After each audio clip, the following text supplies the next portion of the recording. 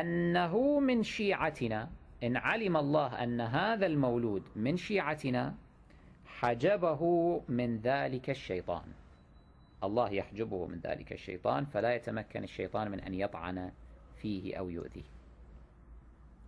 وإن لم يكن من شيعتنا أثبت الشيطان إصبعه السبابة في دبره فكان مأبونا.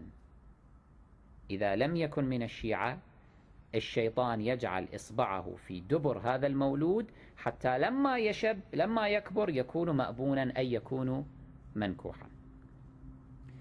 فإن كان امرأة، هذا المولود لم يكن ذكرا، فإن كان امرأة أثبت في فرجها، وضع إصبعه السبابة في فرجها، فكانت فاجرة، فعند ذلك يبكي الصبي بكاء شديدا إذا هو خرج من بطن أمه. أنتم لاحظوا